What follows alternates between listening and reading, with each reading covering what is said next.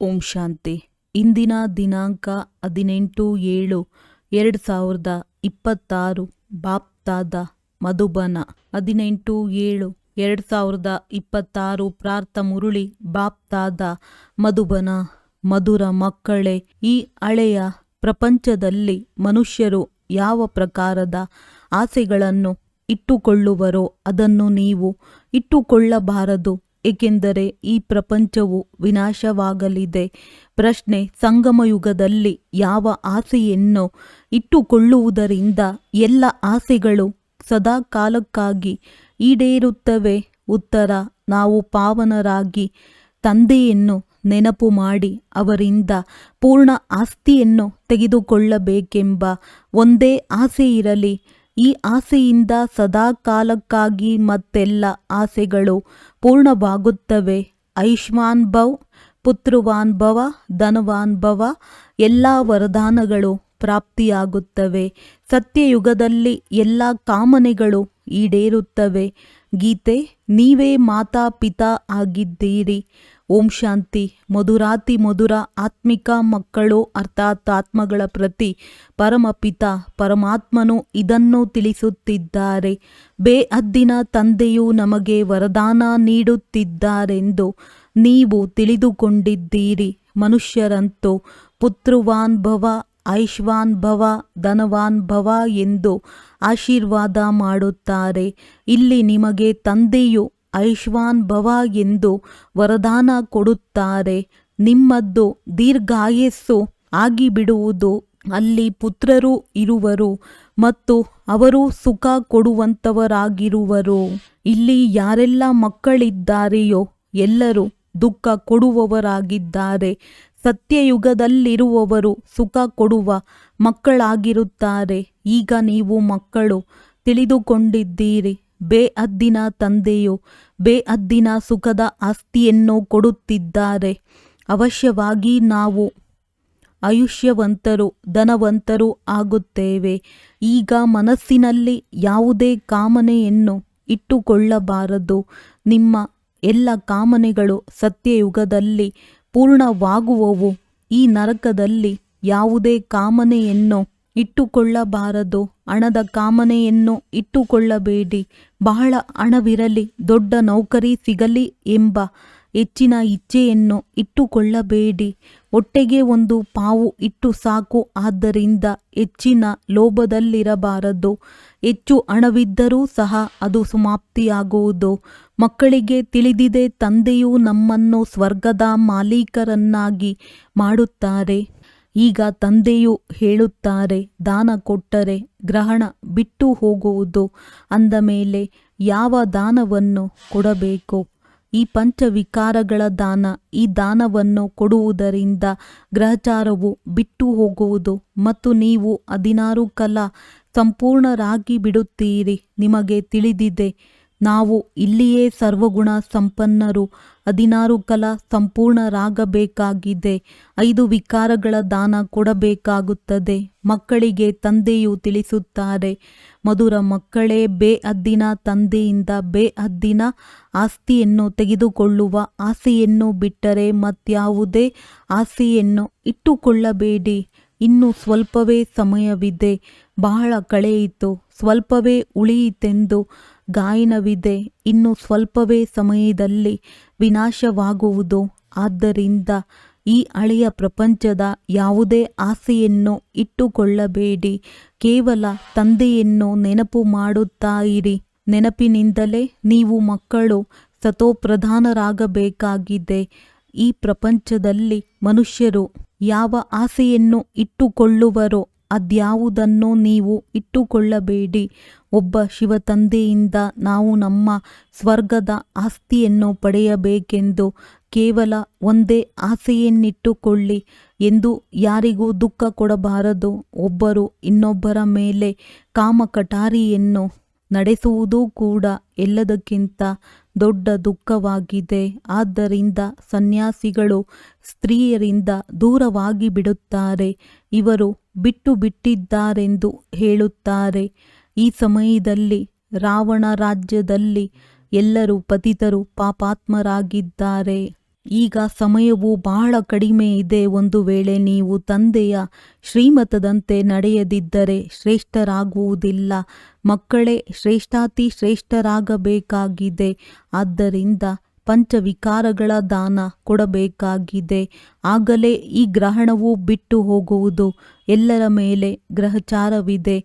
ಸಂಪೂರ್ಣ ಕಪ್ಪಾಗಿ ಬಿಟ್ಟಿದ್ದಾರೆ. ತಂದೆಯು ತಿಳಿಸುತ್ತಾರೆ, ಒಂದು ವೇಳೆ ನನ್ನಿಂದ ಆಸ್ತಿಯನ್ನು ಪಡೆಯಬೇಕೆಂದರೆ ಪಾವನರಾಗಿ ದ್ವಾಪರದಿಂದ ಹಿಡಿದು ಪತಿತರಾಗುತ್ತಾ ಆಗುತ್ತಾ ಸತೋಪ್ರಧಾನರಿಂದ ತಮೋಪ್ರಧಾನರಾಗಿದ್ದೀರಿ.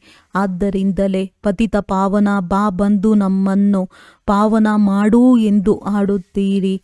ಅಂದ ಮೇಲೆ ತಂದೆಯು ಆದೇಶ ನೀಡುತ್ತಾರೆ, ಮಕ್ಕಳೇ ಈಗ ಪತಿತರಾಗಬೇಡಿ. ಕಾಮ ಮಹಾಶತ್ರುವಿನ ಮೇಲೆ ವಿಜಯ ಪಡೆಯಿರಿ. ಇದರಿಂದಲೇ ಆದಿ ಮಧ್ಯ ಅಂತ್ಯ ದುಃಖವನ್ನು ಪಡೆದಿರಿ. ತಂದೆಯು ತಿಳಿಸುತ್ತಾರೆ, ಸ್ವರ್ಗದಲ್ಲಿ ಪವಿತ್ರವಾಗಿದ್ದೀರಿ. ಈಗ ರಾವಣನ ಮತದಂತೆ ನೀವು ಪತಿತರಾಗಿದ್ದೀರಿ.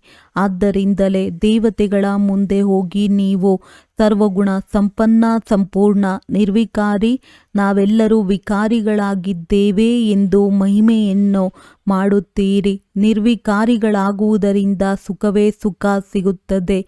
ಈಗ ನೀವು ಮಕ್ಕಳನ್ನು ನಿರ್ವಿಕಾರಿಗಳನ್ನಾಗಿ ಮಾಡಲು ನಾನು ಬಂದಿದ್ದೇನೆ. ಈಗ ನೀವು ಎಲ್ಲ ಇಚ್ಛೆಗಳನ್ನು ಬಿಡಬೇಕಾಗಿದೆ. ಬಲೆ ನಿಮ್ಮ ವ್ಯವಹಾರಗಳನ್ನು ಮಾಡಿಕೊಳ್ಳಿ. ಒಬ್ಬರಿಗೊಬ್ಬರು ಜ್ಞಾನಾಮೃತವನ್ನು ಕುಡಿಸಬೇಕು. ಅಮೃತವನ್ನು ಬಿಟ್ಟು ವಿಷವನ್ನು ಏಕೆ ಕುಡಿಯುವಿರಿ ಎಂದು ಗಾಯನವೂ ಇದೆ. ಯಾವುದೇ ಆಸೆಯನ್ನು ಇಟ್ಟುಕೊಳ್ಳಬಾರದು. ನಾವು ನೆನಪಿನ ಯಾತ್ರೆಯಿಂದಲೇ ಸಂಪೂರ್ಣ ಸತೋಪ್ರಧಾನರಾಗುತ್ತೇವೆ. 63 ಜನ್ಮಗಳು ಪಾಪ ಮಾಡಿದ್ದೇವೆ. ಇದು ನೆನಪಿನಿಂದಲೇ ಸಮಾಪ್ತಿಯಾಗಬೇಕಾಗಿದೆ. ಈಗ ನಿರ್ವಿಕಾರಿಗಳಾಗಬೇಕಾಗಿದೆ. ಬಲೆ ಎಷ್ಟೊಂದು ಮಾಯೆಯ ಬಿರುಗಾಳಿಗಳು ಬರುತ್ತವೆ, ಆದರೆ ಪತಿತರಾಗಬಾರದು. ಮನುಷ್ಯರಿಂದ ದೇವತೆಗಳಾಗಬೇಕಾಗಿದೆ. ನೀವೇ ಸತೋಪ್ರಧಾನ ಪೂಜ್ಯ ಏವತೆಗಳಾಗಿದ್ದೀರಿ. ನಂತರ ನೀವೇ ಪೂಜ್ಯರಿಂದ ಪೂಜಾರಿಗಳಾಗುತ್ತೀರಿ. ನಾವು ನಿರೋಗಿಗಳಾಗಿದ್ದೆವು, ನಂತರ ರೋಗಿಗಳಾಗಿದ್ದೆವು. ಈಗ ಮತ್ತೆ ನಿರೋಗಿಗಳಾಗುತ್ತಿದ್ದೇವೆ. ನಾವು ನಿರೋಗಿಗಳಾಗಿದ್ದಾಗ ದೀರ್ಘಾಯಸ್ಸು ಇತ್ತು. ಈಗಂತೂ ನೋಡಿ, ಮನುಷ್ಯರು ಕುಳಿತಲ್ಲಿಯೇ ಶರೀರ ಬಿಡುತ್ತಾರೆ. ಆದ್ದರಿಂದ ಯಾವುದೇ ಆಸೆಯನ್ನು ಇಟ್ಟುಕೊಳ್ಳಬಾರದು. ಇವೆಲ್ಲವೂ ಕೊಳಕು ಆಸೆಗಳಾಗಿವೆ. ಮುಳ್ಳುಗಳಿಂದ ಹೂವಾಗುವುದು ಒಂದೇ ಫಸ್ಟ್ ಕ್ಲಾಸ್ ಆಸೆಯಾಗಿದೆ. ನನ್ನನ್ನು ನೆನಪು ಮಾಡಿದರೆ ಪುಣ್ಯಾತ್ಮರು ಆಗಿಬಿಡುತ್ತೀರಿ ಎಂದು ತಂದೆಯು ಹೇಳುತ್ತಾರೆ. ಈ ಸಮಯದಲ್ಲಿ ಎಲ್ಲರ ಮೇಲೆ ರಾಹುವಿನ ಗ್ರಹಣ ಹಿಡಿದಿದೆ. ಇಡೀ ಭಾರತದ ಮೇಲೆ ರಾಹುವಿನ ಗ್ರಹಣವಿದೆ. ನಂತರ ಬೃಹಸ್ಪತಿಯ ದಶೆ ಬೇಕಾಗುವುದು. ಈಗ ನಮ್ಮ ಮೇಲೆ ಬೃಹಸ್ಪತಿಯ ದಶೆ ಕುಳಿತಿದೆ ಎಂದು ನೀವು ತಿಳಿದಿದ್ದೀರಿ. ಭಾರತವು ಸ್ವರ್ಗವಾಗಿತ್ತಲ್ಲವೇ? ಸತ್ಯಯುಗದಲ್ಲಿ ನಿಮ್ಮ ಮೇಲೆ ಬೃಹಸ್ಪತಿಯ ದಶೆ ಇರುತ್ತದೆ. ಈ ಸಮಯದಲ್ಲಿ ರಾಹುವಿನ ದಶೆ ಇದೆ. ಈಗ ಪುನಃ ಬೇಹದ್ದಿನ ಬೃಹಸ್ಪತಿ ದಶೆ ಸಿಗುತ್ತದೆ. ಬೃಹಸ್ಪತಿ ದಶೆಯಲ್ಲಿ 21 ಜನ್ಮಗಳಿರುತ್ತವೆ. ತ್ರೇತಾಯುಗದಲ್ಲಿ ಶುಕ್ರ ದಶೆ ಇರುತ್ತದೆ. ಯಾರೆಷ್ಟು ನೆನಪು ಮಾಡುತ್ತಾರೆಯೋ ಅಷ್ಟು ಬೃಹಸ್ಪತಿಯ ದಶೆ ಇರುತ್ತದೆ. ಈಗ ಎಲ್ಲರೂ ಹಿಂತಿರುಗಿ ಮನೆಗೆ ಹೋಗಬೇಕಾಗಿದೆ. ಆದ್ದರಿಂದ ತಂದೆಯನ್ನು ನೆನಪು ಮಾಡುತ್ತಲೇ ಇರಿ. ಆಗ ವಿಕರ್ಮ ವಿನಾಶವಾಗುತ್ತದೆ ಮತ್ತು ನೀವು ಹಾರಲು ಯೋಗ್ಯರಾಗುತ್ತೀರಿ. ಮಾಯೆಯು ನಿಮ್ಮ ರೆಕ್ಕೆಗಳನ್ನು ಕತ್ತರಿಸಿಬಿಟ್ಟಿದೆ. ಈಗ ನಿಮಗೆ ಈಶ್ವರೀಯ ಮತ ಸಿಕ್ಕಿದೆ. ಯಾವುದರಿಂದ ಸದಾ ಸುಖಿಗಳಾಗುತ್ತೀರಿ. ಈಶ್ವರೀಯ ಜ್ಞಾನದಿಂದ ನೀವು ಸ್ವರ್ಗದ ಮಾಲೀಕರಾಗುತ್ತೀರಿ. ವಿಶ್ವದ ರಾಜ್ಯಭಾಗ್ಯವನ್ನು ಪಡೆಯುತ್ತಿದ್ದೀರಿ. ಈಶ್ವರೀಯ ಮತವೂ ಸಿಗುತ್ತದೆ. ಒಬ್ಬ ತಂದೆಯನ್ನು ನೆನಪು ಮಾಡಿದರೆ ಅಂತ್ಯಮತಿ ಸೋಗತಿಯಾಗುವುದು. ನೆನಪಿನಿಂದಲೇ ವಿಕರ್ಮ ವಿನಾಶವಾಗುತ್ತದೆ. ಪವಿತ್ರರಾಗುತ್ತೀರಿ. ಪವಿತ್ರ ಆತ್ಮರೇ ಸ್ವರ್ಗಕ್ಕೆ ಯೋಗ್ಯರಾಗುತ್ತಾರೆ. ಅಲ್ಲಿ ನಿಮ್ಮ ಶರೀರ ನಿರೋಗಿಯಾಗಿರುತ್ತದೆ, ದೀರ್ಘಾಯಸ್ಸು ಇರುತ್ತದೆ, ಧನವೂ ಸಮೃದ್ಧಿಯಾಗಿರುತ್ತದೆ. ಅಲ್ಲಿ ಎಂದೂ ಪುತ್ರರನ್ನು ದತ್ತು ಮಾಡಿಕೊಳ್ಳುವುದಿಲ್ಲ. ಆಯುಷ್ಮಾನ್ ಭವ, ಸಂಪತ್ತಿವಾನ್ ಭವ ಎಂದು ಹೇಳುತ್ತಾರೆ. ಒಂದು ಗಂಡು ಮಗುವಿರುತ್ತದೆ. ಈ ಸಮಯದಲ್ಲಿ ತಂದೆಯು ಎಲ್ಲರನ್ನೂ ಧರ್ಮದ ಮಕ್ಕಳನ್ನಾಗಿ ಮಾಡುತ್ತಾರೆ. ಅಂದ ಮೇಲೆ ಸತ್ಯಯುಗದಲ್ಲಿ ಯಾವುದೇ ಧರ್ಮದ ಮಕ್ಕಳಿರುವುದಿಲ್ಲ. ಒಂದು ಹೆಣ್ಣು ಮಗು, ಒಂದು ಗಂಡು ಮಗು ಯೋಗ ಬಲದಿಂದ ಜನ್ಮ ಪಡೆಯುತ್ತಾರೆ. ಅಲ್ಲಿ ಮಕ್ಕಳು ಹೇಗೆ ಜನ್ಮ ಪಡೆಯುತ್ತಾರೆಂದು ಕೇಳುತ್ತಾರೆ. ಅಲ್ಲಿ ಯೋಗ ಬಲದಿಂದ ಜನ್ಮವಾಗುತ್ತದೆ. ಇದು ಡ್ರಾಮಾದಲ್ಲಿ ನಿಗದಿಯಾಗಿದೆ. ಸತ್ಯಯುಗದಲ್ಲಿ ಎಲ್ಲರೂ ಯೋಗಿಗಳಿರುತ್ತಾರೆ. ಕೃಷ್ಣನನ್ನು ಯೋಗೇಶ್ವರನೆಂದು ಕರೆಯಲಾಗುತ್ತದೆ. ಕೃಷ್ಣನು ಯೋಗದಲ್ಲಿ ಕುಳಿತಿರುತ್ತಾನೆಂದಲ್ಲ, ಕೃಷ್ಣನು ಸಂಪೂರ್ಣ ಪವಿತ್ರ ಯೋಗಿಯಾಗಿದ್ದಾನೆ. ಈಶ್ವರನು ಎಲ್ಲರನ್ನೂ ಯೋಗೇಶ್ವರನನ್ನಾಗಿ ಮಾಡಿದ್ದರು. ಆದ್ದರಿಂದಲೇ ಭವಿಷ್ಯದಲ್ಲಿ ಯೋಗಿಗಳಾಗಿರುತ್ತಾರೆ. ತಂದೆಯು ಯೋಗಿಗಳನ್ನಾಗಿ ಮಾಡಿದ್ದರು. ಯೋಗಿಗಳಿಗೆ ದೀರ್ಘಾಯಸ್ಸು ಇರುತ್ತದೆ, ಭೋಗಿಗಳ ಆಯಸ್ಸು ಬಹಳ ಕಡಿಮೆ ಇರುತ್ತದೆ. ಈಶ್ವರನು ಮಕ್ಕಳನ್ನು ಪವಿತ್ರರನ್ನಾಗಿ ಮಾಡಿ ಯೋಗವನ್ನು ಕಲಿಸಿಕೊಟ್ಟು ದೇವತೆಗಳನ್ನಾಗಿ ಮಾಡಿದ್ದರು. ಇವರಿಗೆ ಯೋಗಿಗಳೆಂದು ಹೇಳಲಾಗುತ್ತದೆ. ಯೋಗಿ ಅಥವಾ ಋಷಿಗಳು ಪವಿತ್ರರಾಗಿರುತ್ತಾರೆ. ನೀವು ರಾಜ ಋಷಿಗಳಾಗಿದ್ದೀರಿ ಎಂದು ತಿಳಿಸಲಾಗಿದೆ. ರಾಜ್ಯ ಭಾಗ್ಯವನ್ನು ಪಡೆಯಲು ರಾಜಯೋಗವನ್ನು ಕಲಿಯುತ್ತಿದ್ದೀರಿ. ಈ ಸಮಯದಲ್ಲಿ ಮಕ್ಕಳಾಗಲಿ ಎಂಬ ಯಾವುದೇ ಉಲ್ಟಾ ಆಸೆಯನ್ನು ಇಟ್ಟುಕೊಳ್ಳಬಾರದು. ಮತ್ತೆ ವಿಕಾರದಲ್ಲಿ ಹೋಗಬೇಕಾಗುತ್ತದೆ. ಕಾಮ ಕಟಾರಿಯನ್ನು ನಡೆಸಬೇಕಾಗುತ್ತದೆ. ದೇಹಾಭಿಮಾನಿಗಳು ಕಾಮ ಕಟಾರಿಯನ್ನು ನಡೆಸುತ್ತಾರೆ. ದೇಹಿ ಅಭಿಮಾನಿಗಳು ಕಾಮ ಕಟಾರಿ ನಡೆಸುವುದಿಲ್ಲ. ಪವಿತ್ರರಾಗಬೇಕಾಗಿದೆ. ಈಗ ಕಾಮ ಕಟಾರಿಯನ್ನು ನಡೆಸಬಾರದು ಎಂದು ತಂದೆಯು ಆತ್ಮಗಳೊಂದಿಗೆ ಮಾತನಾಡುತ್ತಾರೆ. ಪವಿತ್ರರಾಗುತ್ತೀರೆಂದರೆ ನಿಮ್ಮೆಲ್ಲರ ದುಃಖವು ದೂರವಾಗಿ ಬಿಡುವುದು. ಸ್ವರ್ಗದ ಮಾಲೀಕರಾಗುತ್ತೀರಿ. ತಂದೆಯು ಎಷ್ಟೊಂದು ಸುಖ ಕೊಡುತ್ತಾರೆ. ಅಂದ ಮೇಲೆ ತಂದೆಯಿಂದ ಪೂರ್ಣ ಆಸ್ತಿಯನ್ನು ಪಡೆಯಬೇಕಾಗಿದೆ. ತಂದೆಯಂತೂ ಬಡವರ ಬಂಧುವಾಗಿದ್ದಾರೆ. ಸುಧಾಮನು 2 ಇಡೀ ಅವಲಕ್ಕಿಯನ್ನು ಕೊಟ್ಟು ಮೆಹಲನ್ನೇ ಪಡೆದನೆಂದು ಗಾಯನವಿದೆ. ತಂದೆಯು 21 ಜನ್ಮಗಳಿಗೆ ಆಸ್ತಿಯನ್ನು ಕೊಡುತ್ತಾರೆ. ಈಗ ಹಿಂತಿರುಗಿ ಹೋಗಬೇಕಾಗಿದೆ ಎಂದು ನೀವು ತಿಳಿದಿದ್ದೀರಿ. ಶಿವ ತಂದೆಯು ಮಾಡುತ್ತಿರುವ ಸ್ಥಾಪನಾ ಕಾರ್ಯದಲ್ಲಿ ಎಷ್ಟು ಸಾಧ್ಯವೋ ಅಷ್ಟು ಮಾಡಬೇಕಾಗಿದೆ. ಮನೆಯಲ್ಲಿ ಯೂನಿವರ್ಸಿಟಿ ಅಥವಾ ಆಸ್ಪತ್ರೆಯನ್ನು ತೆರೆಯಬೇಕು. ಸಹೋದರರೇ ಮತ್ತೆ ಸಹೋದರಿಯರೇ, 21 ಜನ್ಮಗಳಿಗೆ ಸದಾ ಆರೋಗ್ಯ ಹಾಗೂ ಸಂಪತ್ತನ್ನು ಪಡೆಯಬೇಕೆಂದರೆ ಇಲ್ಲಿ ಬಂದು ತಿಳಿದುಕೊಳ್ಳಿ ಎಂದು ಬೋರ್ಡಿನ ಮೇಲೆ ಬರೆಯಬೇಕಾಗಿದೆ. ನಾವು 1 ಸೆಕೆಂಡಿನಲ್ಲಿ ಸದಾ ಆರೋಗ್ಯ ಸಂಪತ್ತಿವಂತರು ಹೇಗೆ ಆಗುವುದು ಎಂಬ ಮಾರ್ಗವನ್ನು ತೋರಿಸುತ್ತೇವೆ. ನೀವು ಸರ್ಜನ್ ಆಗಿದ್ದೀರಲ್ಲವೇ? ಸರ್ಜನ್ಗಳಂತೂ ಅವಶ್ಯವಾಗಿ ಬೋರ್ಡ್ ಹಾಕುತ್ತಾರೆ. ಇಲ್ಲದಿದ್ದರೆ ಮನುಷ್ಯರಿಗೆ ಹೇಗೆ ತಿಳಿಯುತ್ತದೆ? ನೀವು ಸಹ ಮನೆ ಮುಂದೆ ಬೋರ್ಡನ್ನು ಹಾಕಬೇಕಾಗಿದೆ. ಯಾರೇ ಬರುತ್ತಾರೆಂದರೆ ಇಬ್ಬರು ತಂದೆಯರ ರಹಸ್ಯವನ್ನು ತಿಳಿಸಬೇಕಾಗಿದೆ. ಹದ್ದಿನ ತಂದೆಯಿಂದ ಹದ್ದಿನ ಆಸ್ತಿಯನ್ನು ಪಡೆಯುತ್ತಲೇ ಬಂದಿದ್ದೀರಿ. ನನ್ನನ್ನು ನೆನಪು ಮಾಡುತ್ತೀರೆಂದರೆ ಬೇಹದ್ದಿನ ಆಸ್ತಿಯೂ ಸಿಗುತ್ತದೆ ಎಂದು ಬೇಹದ್ದಿನ ತಂದೆಯೂ ತಿಳಿಸುತ್ತಾರೆ. ಪ್ರೊಜೆಕ್ಟರ್ ಪ್ರದರ್ಶನಿಗಳಲ್ಲಿ ಮೊದಲು ಇದನ್ನು ತಿಳಿಸಬೇಕಾಗಿದೆ. ಈ ಪುರುಷಾರ್ಥದಿಂದ ಈ ರೀತಿಯಾಗುತ್ತೀರಿ. ಈಗ ಸಂಗಮಯುಗವಾಗಿದೆ. ಕಲಿಯುಗದಿಂದ ಸತ್ಯಯುಗವಾಗಬೇಕಾಗಿದೆ. ನೀವು ಭಾರತವಾಸಿಗಳು ಸತೋಪ್ರಧಾನರಾಗಿದ್ದೀರಿ. ಈಗ ತಮೋಪ್ರಧಾನರಾಗಿದ್ದೀರಿ. ನನ್ನನ್ನು ನೆನಪು ಮಾಡುತ್ತೀರೆಂದರೆ ಸ್ವರ್ಗದ ಮಾಲೀಕರಾಗುತ್ತೀರಿ ಎಂದು ತಂದೆಯು ತಿಳಿಸುತ್ತಾರೆ. ಮಾತುಗಳಂತೂ 2 ಇವೆ. ಅಲ್ಫನನ್ನು ನೆನಪು ಮಾಡುತ್ತೀರೆಂದರೆ ರಾಜ್ಯ ಭಾಗ್ಯವು ನಿಮ್ಮದಾಗುತ್ತದೆ. ಈ ನೆನಪಿನಿಂದಲೇ ಖುಷಿಯಾಗಿರುತ್ತೀರಿ. ಈ ಕೊಳಕು ಪ್ರಪಂಚದಲ್ಲಿ ಯಾವುದೇ ಆಸೆಯನ್ನು ಇಟ್ಟುಕೊಳ್ಳಬಾರದು. ಇಲ್ಲಿ ನೀವು ಬದುಕಿದ್ದಂತೆಯೇ ಸಾಯುವ ರೀತಿ ಇರಲು ಪುರುಷಾರ್ಥ ಮಾಡುತ್ತೀರಿ. ಅವರಂತೂ ಸತ್ತ ಮೇಲೆ ಸ್ವರ್ಗವಾಸಿಗಳಾದರೆಂದು ಹೇಳುತ್ತಾರೆ. ನಾವು ಸ್ವರ್ಗವಾಸಿಗಳಾಗಲು ತಂದೆಯನ್ನು ನೆನಪು ಮಾಡುತ್ತೇವೆಂದು ನೀವು ಎಲ್ಲರಿಗೂ ಹೇಳುತ್ತೀರಿ. ಅವರಿಂದ ಬೇಹದ್ದಿನ ಸುಖ ಸಿಗುತ್ತದೆ.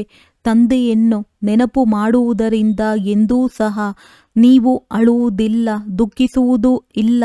ಮಾಯೆಯ ಬಿರುಗಾಳಿಗಳು ಬರುತ್ತವೆ, ಅದರ ವಿಚಾರ ಮಾಡಬಾರದು. ಮಾಯೆಯ ಬಿರುಗಾಳಿಗಳಂತೂ ಬಂದೇ ಬರುತ್ತವೆ.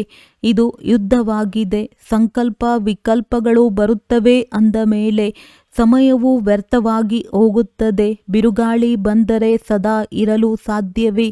ಮುಂಜಾನೆ ಎದ್ದು ತಂದೆಯನ್ನು ನೆನಪು ಮಾಡಿ ಆಸ್ತಿಯನ್ನು ಪಡೆಯಬೇಕಾಗಿದೆ. ಇದೇ ಧ್ವನಿಯು ಆಂತರ್ಯದಲ್ಲಿ ಮೊಳಗುತ್ತಿರಬೇಕಾಗಿದೆ. ತಂದೆಯಂತೂ ಯಾವುದೇ ಕಷ್ಟವನ್ನು ಕೊಡುವುದಿಲ್ಲ. ಕೇವಲ ತಂದೆಯನ್ನು ನೆನಪು ಮಾಡಬೇಕು. ಬೇರೆಲ್ಲವನ್ನೂ ಮರೆತು ಬಿಡಿ. ಇವರೆಲ್ಲರೂ ಸತ್ತು ಹೋಗಿದ್ದಾರೆ. ಒಬ್ಬರಿಗೊಬ್ಬರು ಇದೇ ಮಾತನಾಡಬೇಕು. ಬಾಬಾ, ಈಗ ನಿಮ್ಮನ್ನೇ ನೆನಪು ಮಾಡುತ್ತೇನೆ. ನಿಮ್ಮಿಂದ ಸ್ವರ್ಗದ ಆಸ್ತಿಯನ್ನು ಪಡೆಯುತ್ತೇನೆ. ನಾವು 3 ಗಂಟೆಯಿಂದ 4 ಗಂಟೆಯವರೆಗೆ ಅವಶ್ಯವಾಗಿ ಎದ್ದು ನೆನಪು ಮಾಡುತ್ತೇವೆಂದು ಸಮಯವನ್ನು ಇಟ್ಟುಕೊಳ್ಳಬೇಕು. ಚಕ್ರವನ್ನು ನೆನಪು ಮಾಡಬೇಕು. ತಂದೆಯು ನಮಗೆ ರಚಯಿತ ಮತ್ತು ರಚನೆಯ ಜ್ಞಾನವನ್ನು ತಿಳಿಸಿದ್ದಾರೆ. ನಾವು ಈ ಮನುಷ್ಯ ಸೃಷ್ಟಿಯ ವೃಕ್ಷವನ್ನು ತಿಳಿದುಕೊಂಡಿದ್ದೇವೆ. ನಾವು 21 ಜನ್ಮಗಳನ್ನು ಹೇಗೆ ತೆಗೆದುಕೊಳ್ಳುತ್ತೇವೆಂದು ನಿಮ್ಮ ಬುದ್ಧಿಯಲ್ಲಿದೆ. ಈಗ ನಾವು ಹೋಗಿ ಸ್ವರ್ಗದಲ್ಲಿ ಬಂದು ಪಾತ್ರವನ್ನು ಅಭಿನಯಿಸುತ್ತೇವೆ. ನಾವೆಲ್ಲ ಆತ್ಮಗಳಾಗಿದ್ದೇವೆ. ಆತ್ಮಕ್ಕೆ ರಾಜ್ಯ ಭಾಗ್ಯವೂ ಸಿಗುವುದು. ತಂದೆಯನ್ನು ನೆನಪು ಮಾಡುವುದರಿಂದ ಆಸ್ತಿಗೆ ಅಧಿಕಾರಿಗಳಾಗುತ್ತೇವೆ. ಇದು ರಾಜಯೋಗವಾಗಿದೆ. ತಂದೆಯನ್ನು ನೆನಪು ಮಾಡುತ್ತೇವೆ. ಬೇಹದ್ದಿನ ತಂದೆಯ ಮೂಲಕ ಅನೇಕ ಬಾರಿ ವಿಶ್ವದ ಮಾಲೀಕರಾಗಿದ್ದೆವು. ಈಗ ನರಕವಾಸಿಗಳಾಗಿದ್ದೇವೆ. ಒಬ್ಬ ತಂದೆಯ ನೆನಪಿನಿಂದ ಈಗ ಪುನಃ ಸ್ವರ್ಗವಾಸಿಗಳಾಗುತ್ತೇವೆ. ಪಾಪ ಭಸ್ಮವಾಗುವುದು. ಆದ್ದರಿಂದ ಈ ಯೋಗಕ್ಕೆ ಅಗ್ನಿ ಎಂದು ಹೇಳಲಾಗುತ್ತದೆ. ನೀವು ಬ್ರಾಹ್ಮಣರು ರಾಜ ಋಷಿಗಳಾಗಿದ್ದೀರಿ. ಋಷಿಗಳು ಸದಾ ಪವಿತ್ರರಾಗಿರುತ್ತಾರೆ. ತಂದೆಯನ್ನು ನೆನಪು ಮಾಡುತ್ತೀರಿ ಮತ್ತು ರಾಜ್ಯ ಭಾಗ್ಯದ ಆಸ್ತಿಯನ್ನು ಪಡೆಯುತ್ತೀರಿ. ಈಗ ವಿಕಾರಗಳ ಮೇಲೆ ಇಚ್ಛೆಯನ್ನಿಡಲು ಸಾಧ್ಯವೇ? ಇದು ಕೊಳಕು ಇಚ್ಛೆಯಾಗಿದೆ. ಈಗ ಪಾರಲೌಕಿಕ ತಂದೆಯಿಂದ ಆಸ್ತಿಯನ್ನು ಪಡೆಯಬೇಕಾಗಿದೆ.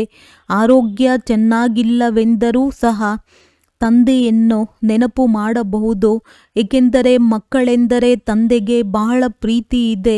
ತಂದೆಯು ಅನೇಕ ಮಂದಿ ಮಕ್ಕಳಿಗೆ ಪತ್ರವನ್ನು ಬರೆಯಬೇಕಾಗುತ್ತದೆ. ಶಿವ ತಂದೆಯು ಬರೆಸುತ್ತಾರೆ.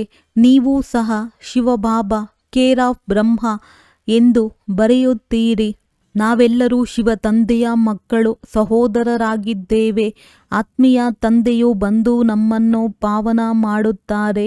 ಆದ್ದರಿಂದ ಪತಿತ ಪಾವನ ಎಂದು ಕರೆಯಲಾಗುತ್ತದೆ.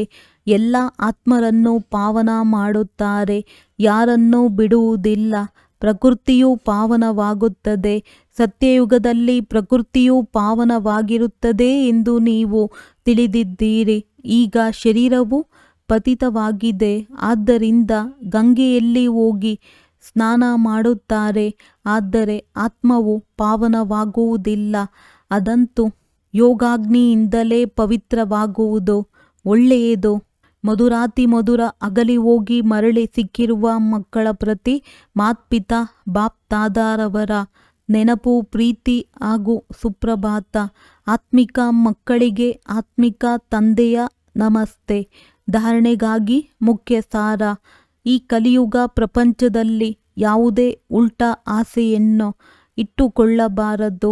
ಸಂಪೂರ್ಣ ಸತೋಪ್ರಧಾನರಾಗಲು ಈಶ್ವರಿಯ ಮತದಂತೆ ನಡೆಯಬೇಕಾಗಿದೆ. ಪಾವನರಾಗಿ ಹಿಂತಿರುಗಿ ಹೋಗಬೇಕೆಂಬ ಆಸೆಯನ್ನೇ ಇಟ್ಟುಕೊಳ್ಳಬೇಕಾಗಿದೆ. ಅಂತ್ಯಮತಿ ಸೋಗತಿ ಮಾಯೆಯ ಬಿರುಗಾಳಿಗಳೊಂದಿಗೆ ಸಮಯವನ್ನು ವ್ಯರ್ಥ ಮಾಡಬಾರದು.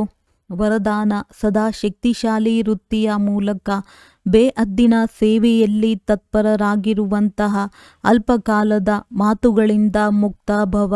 ಹೇಗೆ ಸಾಕಾರ ತಂದೆಯವರಿಗೆ ಸೇವೆಯಲ್ಲದೆ ಮತ್ತೇನೂ ಕಾಣಿಸುತ್ತಿರಲಿಲ್ಲ, ಅದೇ ರೀತಿ ತಾವು ಮಕ್ಕಳು ಸಹ ತಮ್ಮ ಶಕ್ತಿಶಾಲಿ ವೃತ್ತಿಯ ಮೂಲಕ ಬೇಹದ್ದಿನ ಸೇವೆಯಲ್ಲಿ ತತ್ಪರರು ಆಗುತ್ತೀರೆಂದರೆ ವಿನಾಶಿ ಮಾತುಗಳೆಲ್ಲವೂ ಸ್ವತಃವಾಗಿ ಸಮಾಪ್ತಿಯಾಗಿ ಬಿಡುತ್ತವೆ. ಇದಕ್ಕಾಗಿ ಸಮಯ ಕೊಡುವುದೂ ಸಹ ಗೊಂಬೆಗಳ ಆಟವಾಗಿದೆ. ಇದರಲ್ಲಿ ಸಮಯ ಹಾಗೂ ಶಕ್ತಿಯೂ ವ್ಯರ್ಥವಾಗುತ್ತದೆ. ಆದ್ದರಿಂದ ಚಿಕ್ಕ ಪುಟ್ಟ ಮಾತುಗಳಲ್ಲಿ ಸಮಯ ಅಥವಾ ಜಮಾ ಮಾಡಿಕೊಂಡಿರುವ ಶಕ್ತಿಗಳನ್ನು ವ್ಯರ್ಥವಾಗಿ ಕಳೆಯಬಾರದು.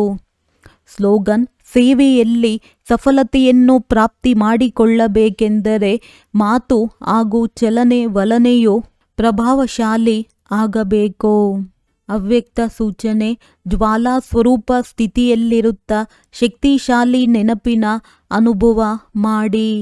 ಸಮಯ ಪ್ರಮಾಣ: ಈಗ ಸರ್ವ ಬ್ರಾಹ್ಮಣ ಆತ್ಮರನ್ನು ಸಮೀಪ ತರುತ್ತಾ ಜ್ವಾಲಾ ಸ್ವರೂಪದ ವಾಯುಮಂಡಲ ಮಾಡುವಂತಹ ಸೇವೆಯನ್ನು ಮಾಡಿರಿ. ಅದಕ್ಕೆ ಭಟ್ಟಿಗಳನ್ನು ಇಡಿ ಅಥವಾ ಪರಸ್ಪರದಲ್ಲಿ ಸಂಘಟಿತರಾಗಿ ವಾರ್ತಾಲಾಪ ಮಾಡಿ. ಆದರೆ ಜ್ವಾಲಾ ಸ್ವರೂಪದ ಅನುಭವ ಮಾಡಿ ಮತ್ತು ಮಾಡಿಸಿ. ಈ ಸೇವೆಯಲ್ಲಿ ತೊಡಗಿ ಆಗ ಚಿಕ್ಕ ಚಿಕ್ಕ ಮಾತುಗಳು ಪರಿವರ್ತನೆಯಾಗಿ ಬಿಡುವುದು ಒಳ್ಳೆಯದು. ಓಂ ಶಾಂತಿ.